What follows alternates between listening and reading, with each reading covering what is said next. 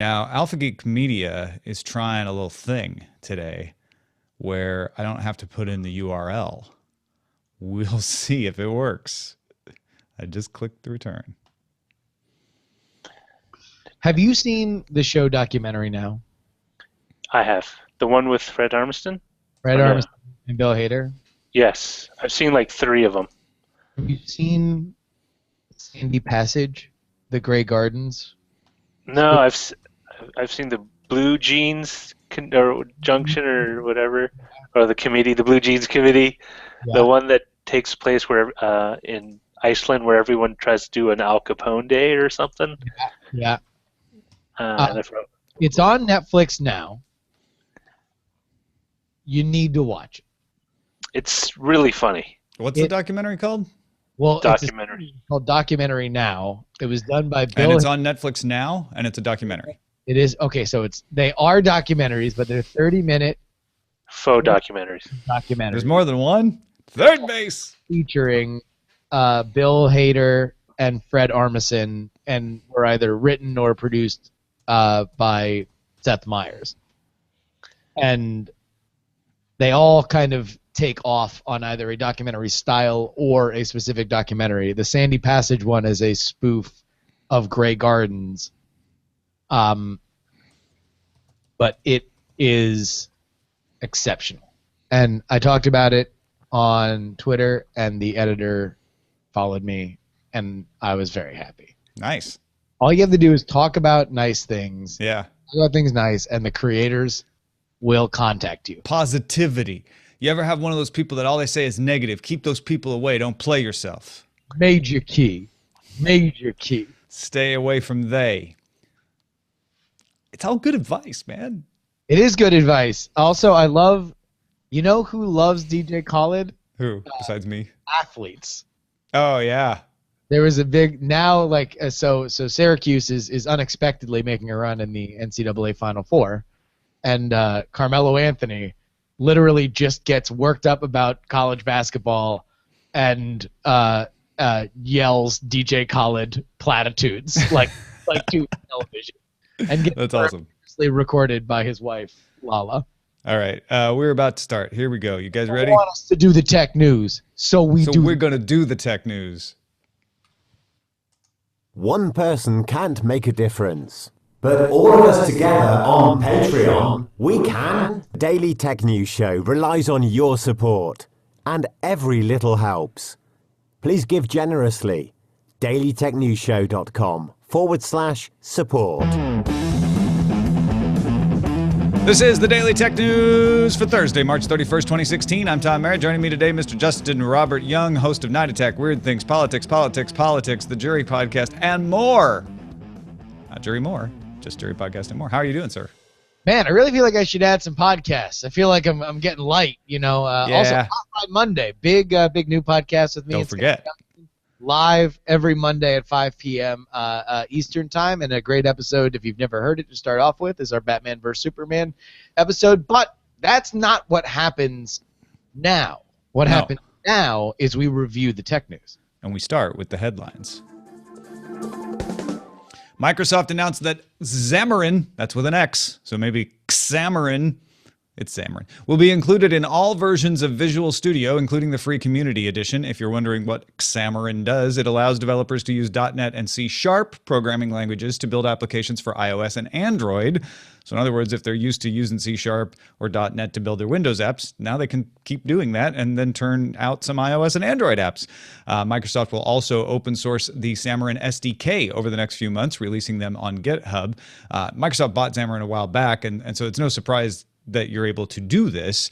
But what's cool about it is that Microsoft just made it free for everybody and made the SDK open source.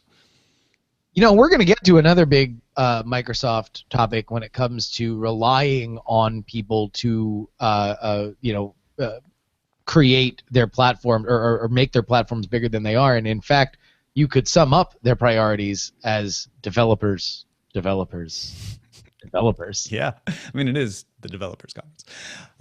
What else is going on? Amazon has added more than 100 brands that use its dash button for ordering products. New products now include snacks, vitamins, and beverages, in addition to assorted home cleaning products. According to Daniel Rausch, the director of Amazon Dash Buttons, orders have grown by more than 75% over the past 3 months. I am always dubious of percentages without other numbers. It's true. The fact that they were able to convince a bunch of brands to come on board, and even some existing brands, I think Fortune mentions Gerber as one, that are adding more of their product lines. They had tested out the waters with 1 or 2, and now they're adding more. That's more compelling to me than the 75%, because, yeah, you can manipulate that to mean anything. But people are using these buttons. Exactly. 75% of 4 is 3. That's all you need to know. But Gerber's ability to throw down for an extended amount of product lines, there's a lot more numbers behind that. Oh, certainly so. I mean, listen, Amazon, this is worth it for Amazon to do, even if it is not a gigantic success in the future of every home automation, right? And if people don't understand, it's a button that connects wirelessly, and all it does is order the same exact thing every time you push it. Yes. So you just Tide, boop. Yeah. I need more paper towels, boop. I guess you just leave it in your closets. So when you run out of a thing, you hit a button and that's it. ZDNet's Mary Jo Fuller reports on Microsoft's introduction of a preview of Azure Functions, a serverless compute service. The runtime will be open sourced. They are really pitching it for Internet of Things. They say this is really well used for Internet of Things because you don't have to have a lot of overhead. Scales to demand, though. If you want to use it for your mobile apps, you can. Only charges for the period of time when functions run. You can also purchase Azure Internet of Things starter kits today. Get a little hardware, a lot of Adafruit stuff in there, for between $50 and $160. That'll help you build some Internet of Things prototypes that then you would hopefully run on the Azure services. Each kit comes with a development board, sensors, actuators, and tutorials. Microsoft also announced a new tool called Power BI Embedded for in-app data visualization in your own applications. If you are into data visualization, this is something useful. The tool will be free to try until December 1st. Prosecuting attorney Cody Hyland in Faulkner County, Arkansas, told the AP Wednesday that the FBI will help unlock an iPhone and iPod belonging to 2 people accused of murder. Prosecutors believe that the phones may hold evidence related to the murders last July. Hyland made the request after hearing the FBI's success in unlocking an iPhone 5C in a case in San Bernardino, California. So no troubling precedent in Apple having to do it, yet I can't help but think that we are only focusing on these kinds of cases that are probably a little bit more routine than we would expect because of all the press that the San Bernardino kerfuffle got. Yeah, I mean, I get the logic behind saying, see, it wasn't about one case. Here's another case. And there's those 64 cases we heard about yesterday. And there's another 12 cases. I understand that. I understand that it is unsettling to think that at the drop of a hat, the FBI could grab your phone and break into it and find out whatever they want. I don't know that this is as troubling as some people are making it out to be. And this is one of those time bomb things where if you lean one way, the other way thinks you're a traitor. But frankly, if law enforcement is going through judicial process, which they are doing in Faulkner County, and have judicial oversight to say we are going to take this person's property because a judge has determined that there is probable cause for us to open this iPhone, the fact that the FBI has a way to open that iPhone or iPod that should be used. That's the way law enforcement should work. I think what's troubling to people that is valid is like, but does that mean that our encryption has been undermined? Well, sure. And I think what is, we don't know what comes next, right? And what we hope is that as the tools that are available for law enforcement to get into stuff like this, that you have companies that, Apple has said that they are going to take steps that will make it harder for those tools to work. These are the sides that everybody should be on. And I think that this is what we wanted. We want this to happen. We don't want Apple to be forced to create their own backdoor. I think that's what's muddling the issue is people say, yeah, but now there's this other backdoor. Isn't it the same thing as if Apple had been forced to create it? And I get that. I understand that, right? Because it is. The difference is the government didn't make, whether it was Celebrite or somebody else, they didn't make that company figure this out. This company did it because that's what this company does. And they would have done it and have done it in other situations already. So that's just part of the normal arms race. What you don't want is the government coming in and mandating companies weaken things, because that takes the arms race out of balance. And just one final note on this, because this is something that's been hammered on this show. If you know people that are getting worked up that don't listen to shows like this, and they feel troubled by the idea that these can be cracked open by way of third-party out in the wild exploits, then congratulations. You have found a way to talk to them about why they should think encryption and security is an important kitchen table issue for them, because that's what this is about. The idea of Apple forced to make their own backdoor, that's a separate issue. We're back to the meat and potatoes. Strong encryption is good for everyone. Now, as they do with all new products, the folks at iFixit have torn apart the new Oculus Rift headset. The display is much nicer than the development kits. Two 1080 by 1200 OLED screens, custom made, pixel density of 461 ppi, so that's not as impressive. Somewhere between the iPhone 6's 401 ppi, the 6 Plus rather, and the Galaxy S7's 576. So it's not quite as good as the S7, which you can put in a Gear VR, but otherwise it's got advantages. For instance, concentric rings on a hybrid Fresnel lens system that gives a large viewing angle and a large focal length. There's a slope on the back of the lens that lets you adjust the focus just by moving the headset higher or lower on your face, so it is more sophisticated. And iFixit gives it a 7 out of 10 repairability score. Some things are easy to replace, and as usual, there's a few things like the strap that you would have to cut through if you actually want to get in there and replace a few things. You know, this is one of those teardowns that I don't quite know if we are equipped to understand how good or bad it is. Mm-hmm. You know, if only because VR itself is still in a, well, what do we want to focus on? Do we want to do we like? It seems like all of them have said we'll sacrifice a bit of the screen door effect when you are looking through at your image, so you can have a better frame rate and you can have a better motion tracking and stuff like that. So I don't know. I mean, like this seems rad and certainly a step up from the dev kit, but I don't exactly know what it says.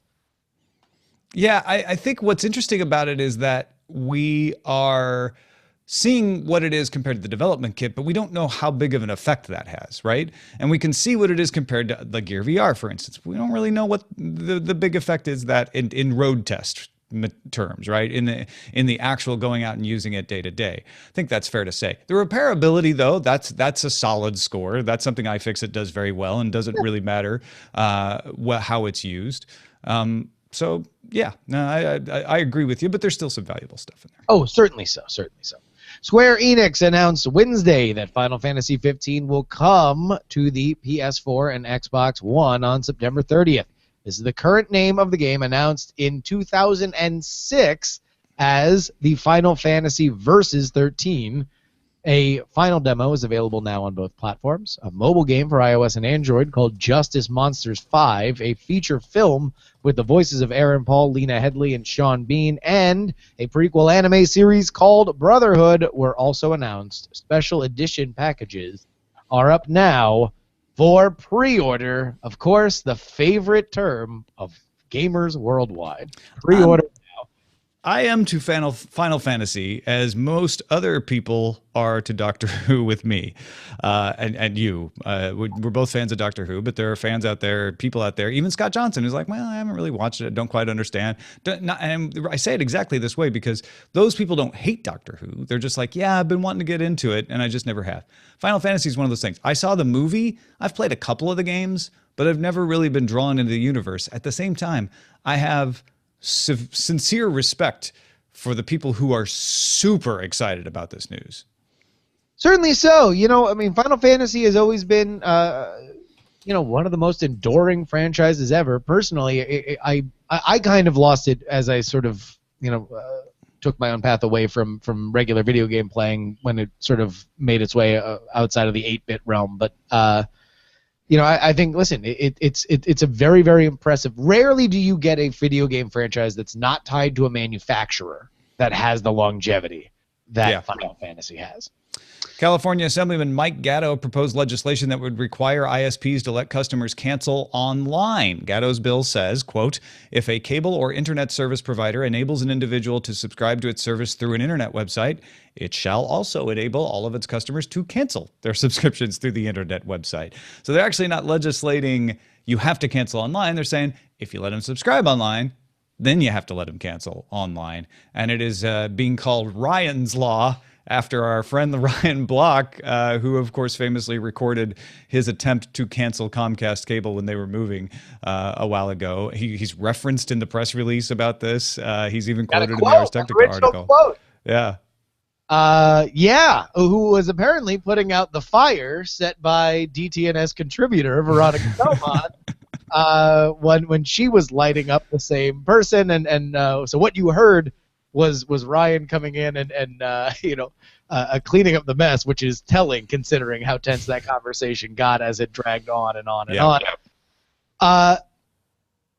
So we obviously we've had a lot of conversations about the role of government in terms of solving these kinds of problems. I read this and all I think is, okay, it gets passed on Monday, and on Tuesday, Comcast says, great, online ordering's gone. Yeah, I mean, probably, maybe, or they sue, or I admire Mike Gatto's proposal, and in spirit, I support it. I don't know that it's really more than a Band-Aid on the larger problem, which is if we had enough competition, hopefully we would be able to not have to deal with these problems. And I know I sound like a broken record when I say that, but that doesn't seem to be the resolution to these sorts of things that anyone is focusing on, whether it's in the net neutrality debate or in something like this. So I don't know. Maybe this is the best we can hope for. Yeah, I mean, just the more we loosen the oligopoly, the more a lot of these problems solve themselves. Yeah. Shanghai Securities News announced Thursday that the China Computer Go team plans to issue a challenge to DeepMind's AlphaGo AI by the end of 2016. While we wait for the current reigning Go champion, who's a human, by the way, to be next in line for AlphaGo, it seems that we can look forward to next year's WrestleMania, where AI versus AI goes head-to-head in 2017. Let me tell you something, brother. I love that we have to actually say the reigning champion, who is in fact a human. The fact that we have to clarify that is insane, given that all of my life, even before Deep Blue and Kasparov, people were saying, well, you might be able to teach a computer to play chess, but you'll never teach it to play Go. Not teach it to play, but teach it to win. And they have done that. They have cracked that code. This is crazy. And if I were the reigning champion in China, I might be a little miffed that my country's computer Go team is already like just out there like, yeah, we know you're going to beat him. Bring it on. Bring it on. We're next. We won next. You know, it's slapping those quarters on the Go table. Is that how you do it? I don't know. and Alpha, now it's learning Hearthstone. Like it is coming in a big way. Yeah. Xiaomi's Hugo Barro and Manu Jain announced the Mi5 smartphone. I'm going to start calling it that because it sounds more spy. It's the Mi 5 smartphone is going to come to India just 5 weeks after being introduced to China. The 5.15-inch glass-backed phone with 32 gigabytes of storage goes on sale April 5th for 24,999 rupees, which roughly is about $376 US. The higher-end ceramic Mi 5 was not announced for India, only the introductory level one. The U.S. FCC voted 3-2 to propose Commissioner Tom Wheeler's privacy policy that would require ISPs to get consent and disclose collection and breaches around consumer information. A public comment period now begins, seeking additional or alternative paths. And in breaking FCC news, senior advisor to Daily Tech News Show Jenny Josephson burst into the chat room minutes ago, hot off the wires from Reuters. U.S. FCC Chairman Tom Wheeler says video provider Netflix not violating any FCC regulations by throttling some consumers' data down to 480p or less. Not surprising, because the regulations apply to ISPs, and Netflix isn't one. So there you go. In other notes, Google has extended its Cardboard VR development kit to include tools for Apple's iOS. Tesla fans lined up outside Tesla showrooms for a look at the public debut of the Model 3. And Apple released iOS 9.3.1 to fix a bug that caused links to stop working in some apps. I'm hoping that'll bring my Twitter back. Yeah. You want to know what? Also, first they came for Tom Merritt's web news getting experience with the ad blocking on Forbes.com. Oh, okay, yeah. And then today, now apparently they've added whatever ad blocker that I put on my iPhone, and now I can't get into Forbes articles anymore because they're giving me that. What about Wired? Wired I have not tried yet, but very an interesting add-on to something that we were talking about not too long ago. All right, folks, thanks to Abatuela Condolce, Flobama, Yanivo5, and Motang, who submitted things we used from our subreddit. Submit some stories and do some voting, folks. Join them, dailytechnewsshow.reddit.com, and that's a look at the headlines. Interesting article today from Nathan Ingram over at Engadget, titled Microsoft's Mobile OS Isn't Windows, It's Cortana. And of course, a lot of people have been remarking on the fact that Windows for the phone, Windows 10 for the phone, Windows Mobile, however you like to refer to it, was barely mentioned in the keynote yesterday. It never came out of the mouth of Satya Nadella. I believe there was one demo, if I remember right, maybe a couple on the Windows Phone. And Ingram's saying that's fine. Microsoft is downplaying the Windows Mobile device for now, probably wisely, because in Nathan's opinion, Cortana is their mobile OS.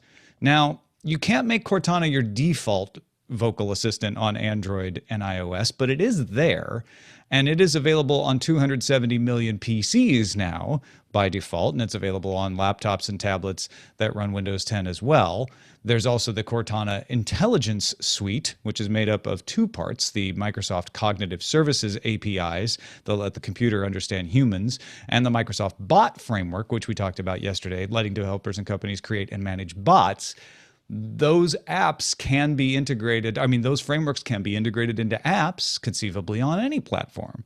So we also have Alexa out there, and we've talked before on the show about how Amazon Echo, particularly Alexa, the vocal assistant there, is kind of taking over the home space and starting to look like maybe it's going to be the hub that people turn to control their homes. It's too early to say that for sure, but it's not an outlandish proposal.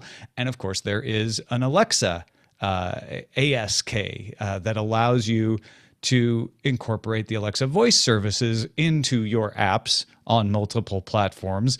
All of this is to say, is the coming battle shaping up to be Cortana versus Alexa coming at this space from two different sides, one in the air on mobile and one in the ground in your home, and Siri and Google now sort of at the flank trying to get in the game? So of the two, and let's frame this as a from Siri's perspective, just for the beginning here. The idea that should worry Apple is Cortana and its bot integration. That to me is the element that, if successful, would make a phone that runs a Microsoft OS, whatever they want to call it, very, very, very attractive, and could be that new quantum leap that apps were when the iPhone debuted so many years ago. The idea of what Alexa's doing is really, to me, what is the unborn future of Siri. The idea that Siri could be untethered from these devices that we have, that it does not just live in a box, it lives kind of everywhere. And really, both of them are the war that we have brewing is which will be the voice of God, which will be the one thing that you rely on to get stuff done. Because make no mistake, natural language, however you want to run it, if you want to run it as a home automation, if you want to run it as a bot framework, if you want to run it as a search engine, which is primarily what Siri is, it is all predicated on the idea that it is easier to do this than to do something else. And ubiquity equals ease. Yeah, chatbot, and Matt Hartman put this really well. Chatbots are good when you just know exactly what you need and you can phrase it. And it would be a lot simpler for you to just ask for it than to have to click through a bunch of menus. It's not good for everything. If you're sort of seeking information and you want to drill down into something, and you don't want to go through a ton of questions in a command line type interface. So it's not good for everything. But once it starts to anticipate, which Google now used to be the champion of that, right? It could anticipate what you wanted. It looked in your email and said, hey, I saw you have an appointment downtown at 2 o'clock. You're going to want to leave in a half hour to get there. Cortana's doing that now. Siri's starting in a rudimentary way to do that sort of thing. I haven't seen as much coming from Amazon about that. But again, they're focused on your home, right? Yeah. So they're actually waiting for you to tell them, like, what do you want Nest to do? Nest should be able to anticipate that you want the thermostat up or down, but if it's not doing its job, you talk to me that way.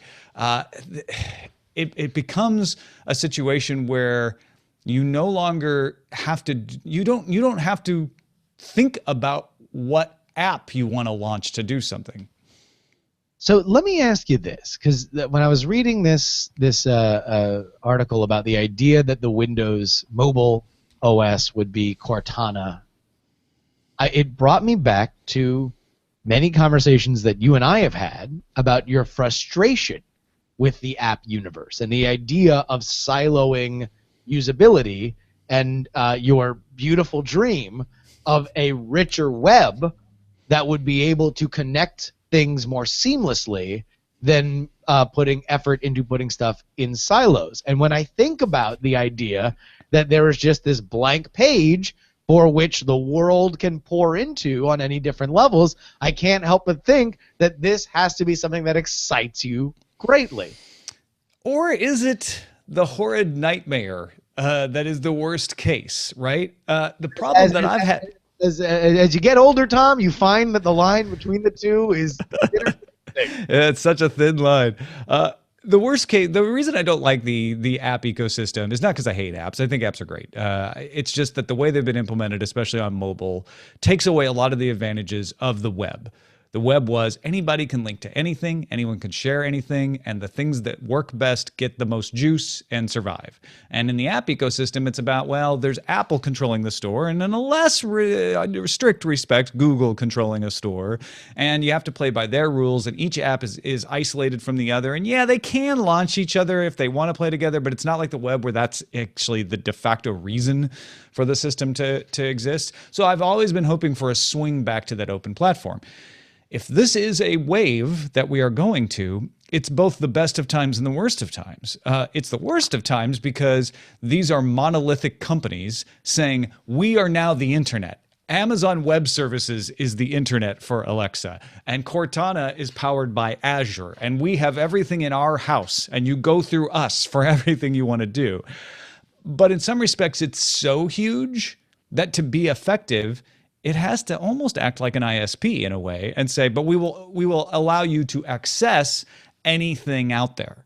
So when I say to Alexa, I want to find out what the BBC is saying about such and such, it has to be able to find the BBC. It can't say, oh, the BBC isn't part of our network, right? So it is hopefully taking the best of the open web and including it there. I guess the only thing that still nags at me is, well, but if I use Cortana, then I have to do everything in Microsoft for it to work the best. My Google Calendar isn't read as nicely by Cortana. It wants me to use Outlook.com. And vice versa. Google Now is actually fairly useless for me because I don't do all the things I need to do in Google products in order for it to be able to give me the best experience. And nothing is worse than a predictive engine with incomplete data, right? Like that we can, like that was always my greatest frustration with Google Glass, was that in using a predictive idea with Google Glass, which would be flashing in front of your face, it just assumed that I was only a Pittsburgh Pirates super fan that needed to be updated on literally everything Pittsburgh Pirates, and that was pretty much it, and somebody who had a commute here and again. Yeah, right? Google's idea of you was like somebody constantly dressed in fan gear with a foam finger on their hand. Oh yeah, no, with my Andrew McCutcheon, air sprayed T-shirt. So yeah, I mean, I think what is very interesting now though is like what you've said, the future of this, both from Alexa and from Cortana, is let's get as many people to play in this system as possible.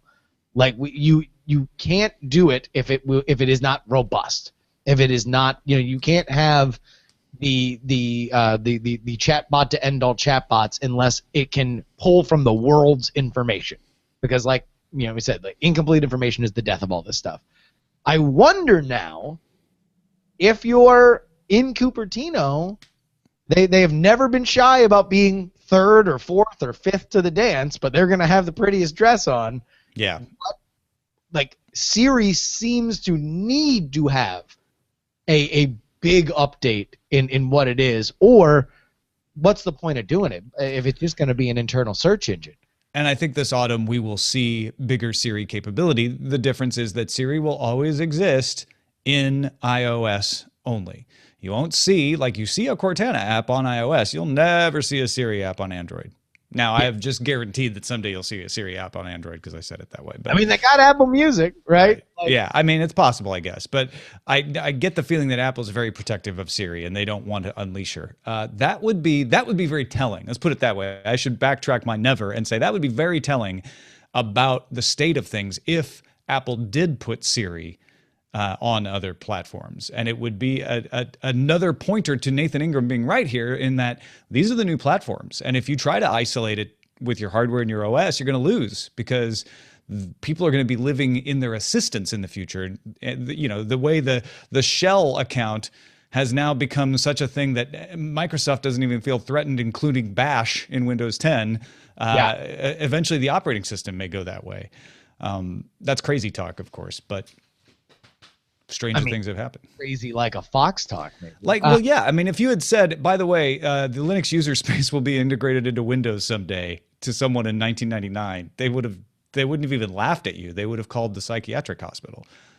Well, and you also have to wonder whether or not, a lot of what we assume and predict as Apple's worldview and Apple's philosophy is just fed in by, listen, they've siloed all their apps. The App Store is a Mac-only thing or an iOS-only thing, because the smartphone revolution as we understand it started with an Apple device, and Apple devices have sold really, really well, right?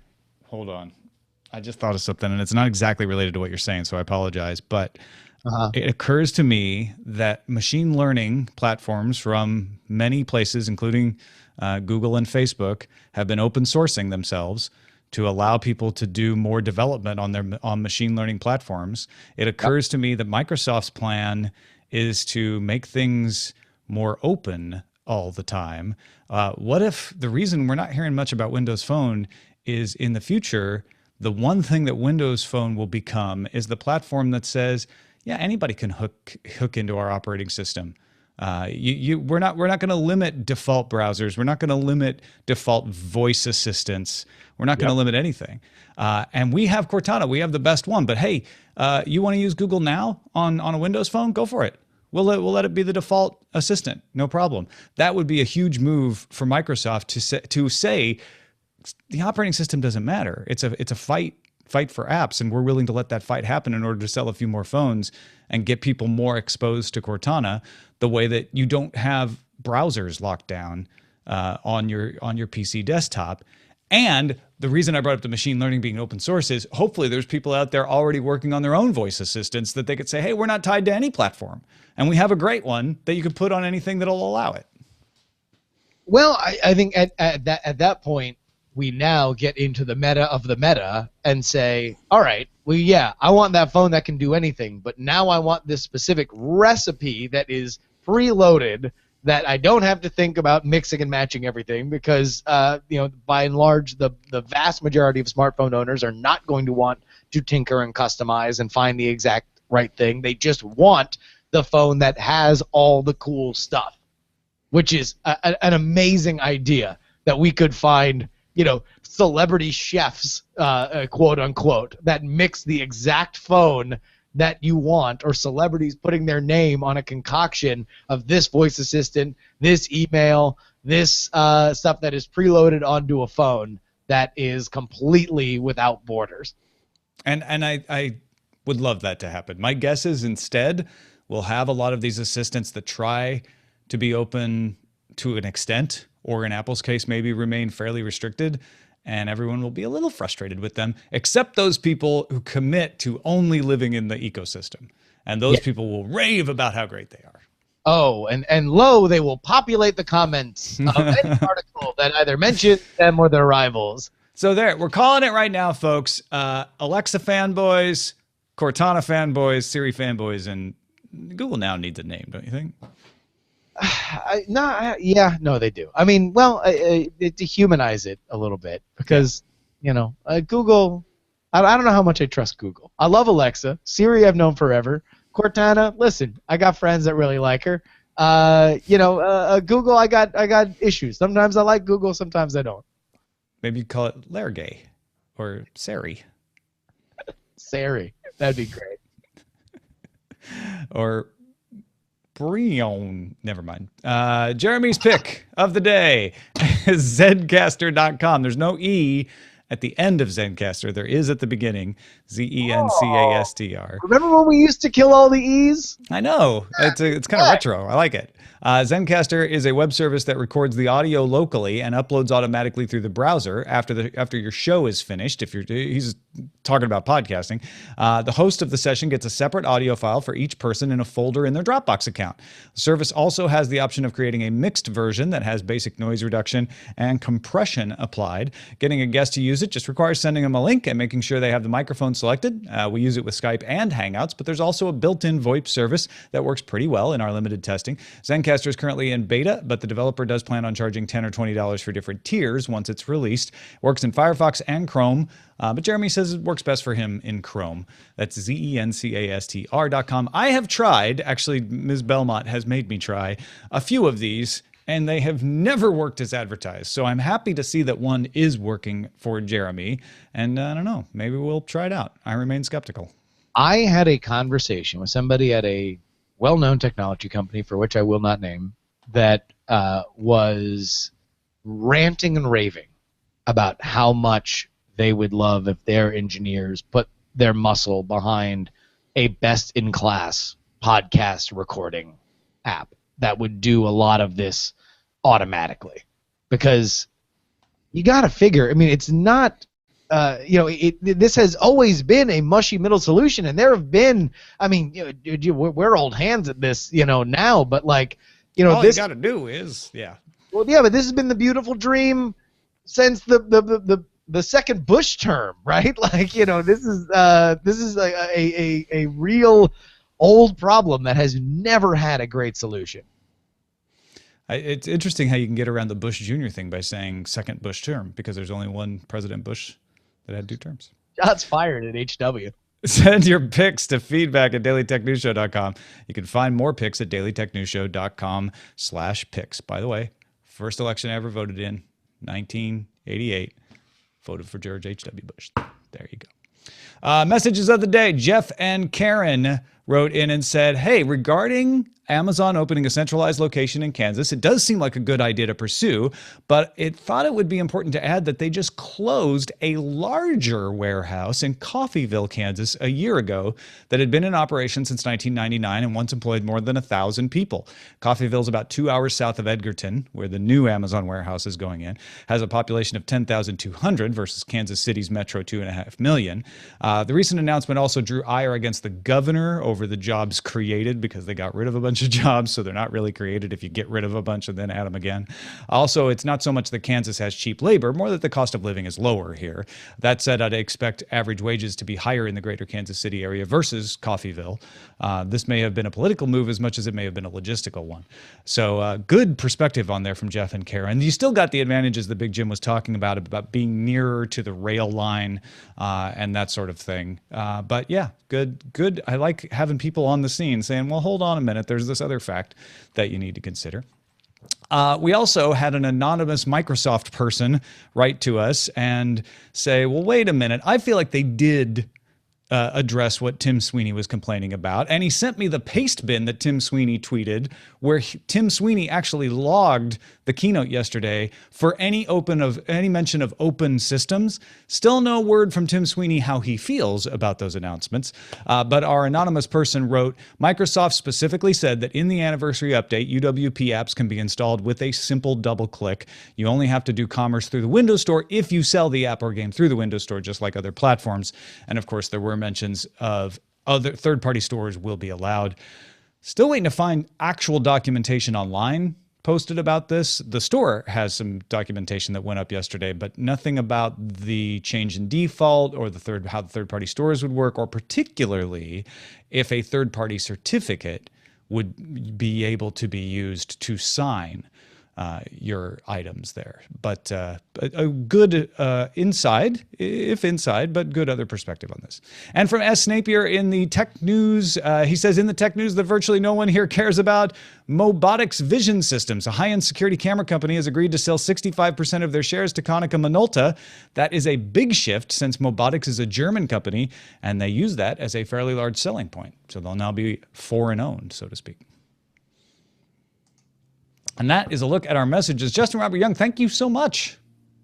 Well, thank you, Tom. This is always a pleasure. Very, very excited to chop up the tech news with you.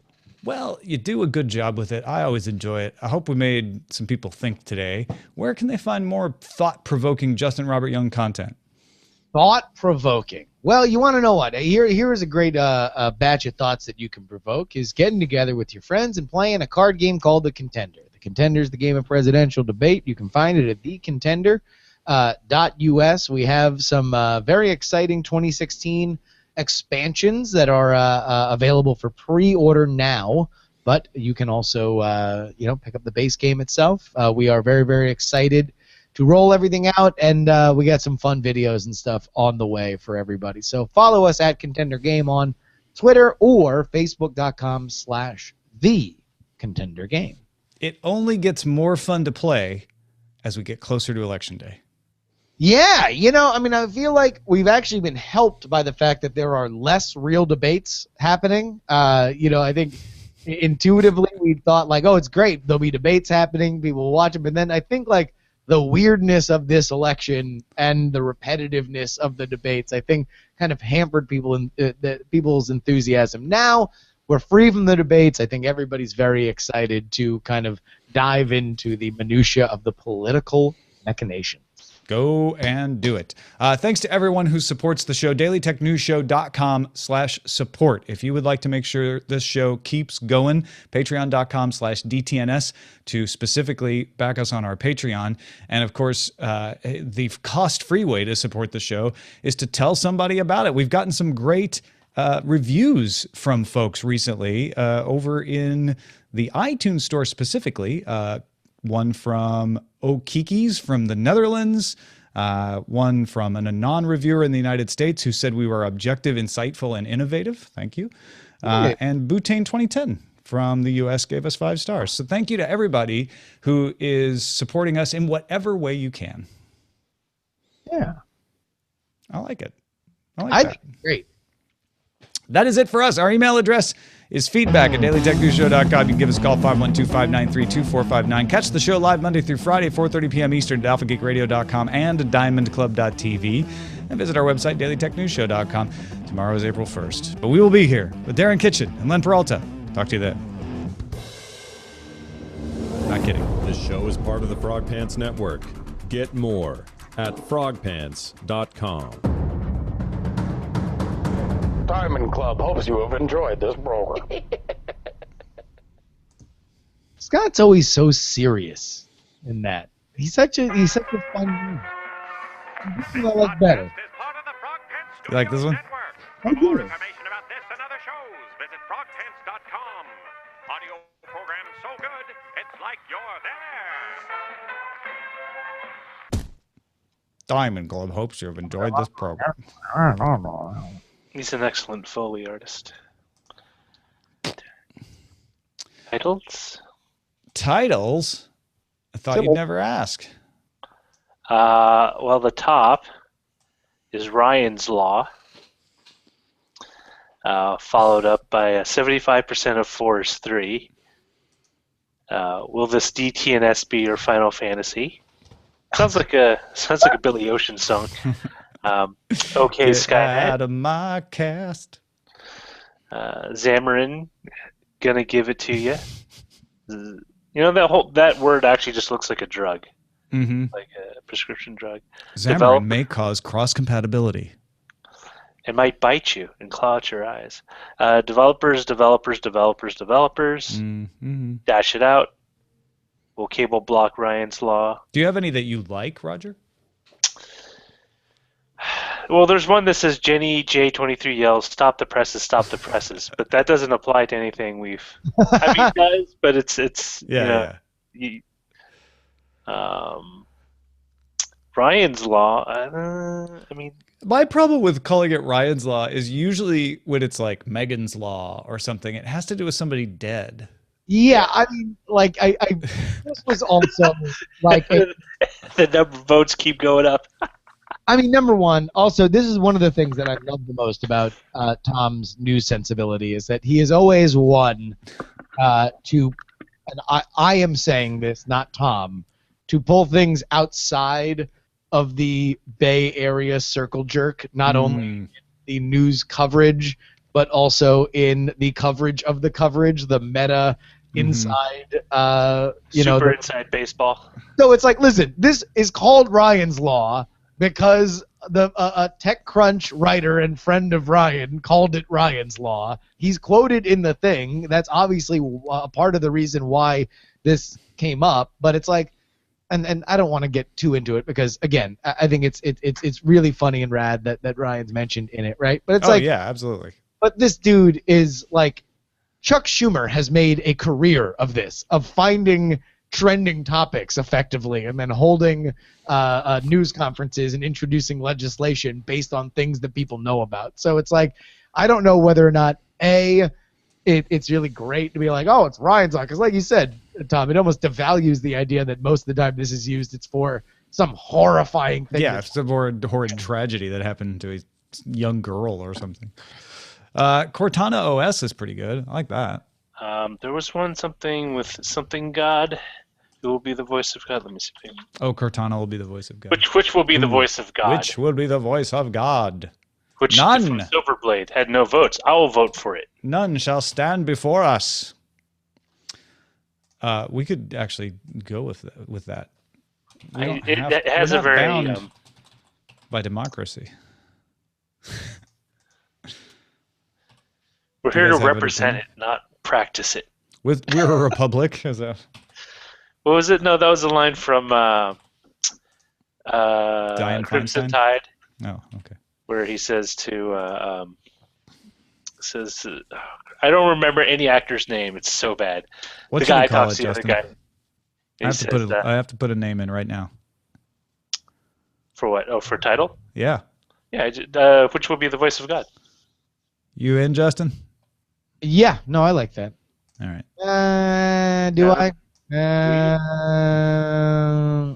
I'm gonna go CortanaOS if you don't. No, CortanaOS. Go with CortanaOS. All right. Yeah. But then again, I'm always on the side of boring titles. I like boring. I think boring titles because this is they're ironic.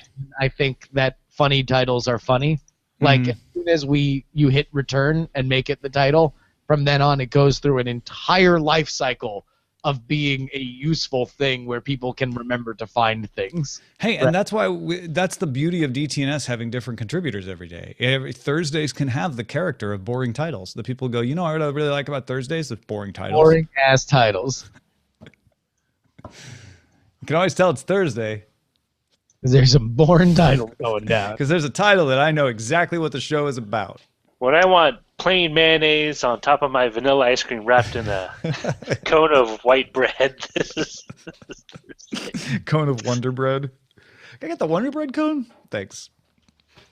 I totally screwed up and didn't get tickets for Captain America: Civil War early enough, and now all the good Draft House seats are gone. No. Were you gonna say, are you trying to say that at an opportune time?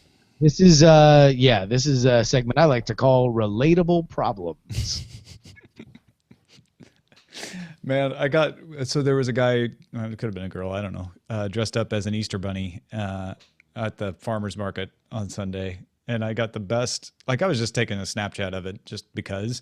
And I got this just moment of the bunny who had been posing with a guy, just kind of like leaning away from him and patting him on the back and nodding. And I was like, man, Easter Bunny's so relatable. You just get him. He gets you. He does. He understands. He doesn't want to be in that suit. Easter Bunny, a man of the people. A bunny of the people. You know, the weird thing about the Easter Bunny is that they tend to be... Is there a more gangly, non-human holiday creature? Holiday creature. Right. Like Santa? traditionally, the Halloween's just a squash. Yeah, right? Halloween is everything. Or a ghost. Right? Skeleton. Fat. Turkeys are fat. Skeletons Santa aren't Claus fat. is fat. So it's like if you were going to dress up like a holiday mascot. No, there it is. It's July 4th when you have Uncle Sam. He's a pretty gaunt-looking dude. Oh, okay. No, non-humans. We're looking at... Oh. Non-human. Okay. counting Right. Santa So a skeleton's out because a skeleton is a human skeleton. yeah.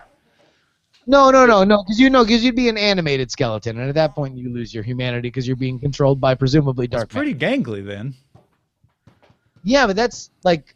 But all right, so I guess what you're going black bodysuit with. You just want to, if you want the Easter Bunny to be it, just say it. No. I'm generally brainstorming. I can't think. Are you looking for? Because every time I think of the Easter Bunny, I actually don't think of a guy in a suit on two legs. I think of There actually aren't that many non-human holiday mascots, to be honest. So what you have like Baby New Year, but that's human, right? Yeah. Yeah. So Santa Claus is humanoid. Leprechauns are humanoid. I guess they're not human though. Not human though. Right. Chinese New Year, but that's more of a dragon. Yeah. A dragon. Dragon's good. Well, depending on what animal you pick or Yeah. what the zodiac is for that. Right. Yeah.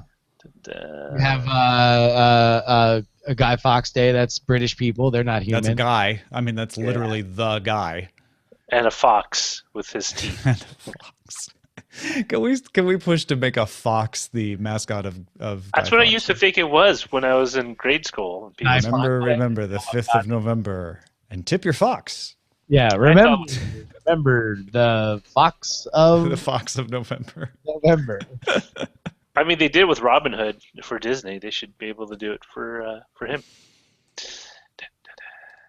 I would love if that became a big thing, and everybody would just get so angry. Were you It's not outfoxed? spelled F-O-X. I know. Ah, Oh, don't you know? you're ruining the reason for the Guy Fawkes Day season, which was against treason.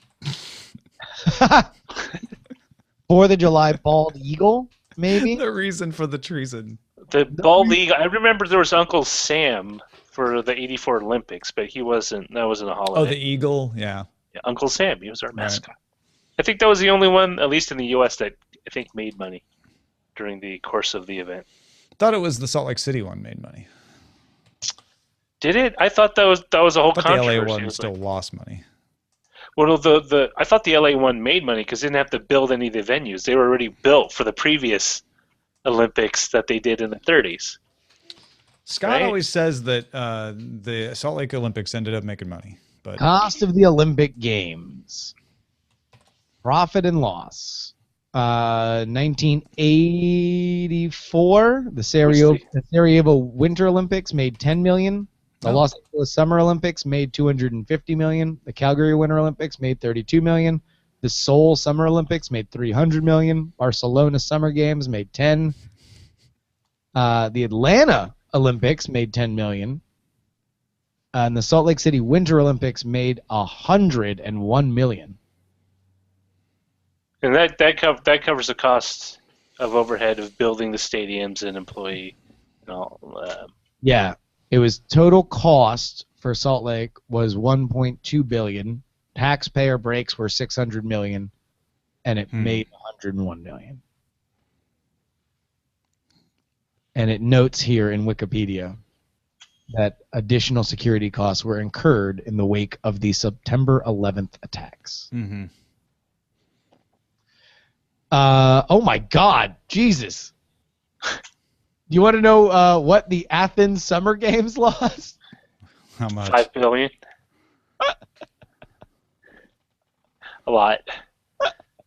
It lost U.S. dollars 14 to 15 billion. Ow. With a B. Well, isn't that coincidental? Didn't Greece owe exactly that much in the Euro crisis? Oh my God. The cost of the 2004 Athens Summer Games has been cited as a contributor to the Greek government debt crisis. Yeah. Many of the venues lie vacant and rotting. The independent newspapers reports as many as 21 out of the 22 stadiums built for the games still sit unused. Oh, that's so sad. And that's the cradle of the Olympics too. Well, and that was the thing, is they really wanted, because that was a big anniversary, right? Yep. They wanted to have it there because that was where it started, when really it's like, no, don't do that to them. Yeah. They should have had it on Mount Olympus. That's where it really started. The Beijing Summer Olympics made 146 U.S. And we are still figuring out the rest of it. But I would not be shocked if... well, I guess Rio's not necessarily in terrible shape because they went back-to-back on the World Cup and the Olympics. Yeah, but Rio's got its own issues, apparently. Yep. So outside of the money and the sewage. Yeah. And the Brazilian real. Charges against Rusev. Well, not against Rusev, but pretty much everyone. Let's just say there's a lot of political machinations right now, and I'm sure anything that blows Lula. that kind of Lula that exploits the Olympics in Rio and any kind of political gain that can be had will be had, and it may or may not be good for people who are attending. Well, listen, folks, I got to get out of here and appear with Becky Worley on Tech News Today later today. So that's what I'm going to do. Woohoo! What are you going to do? I'll tell you what. I think that's great. I'm going to be watching you and the Warden, Becky Worley. Talk to you later, folks. Thanks for watching. Bye.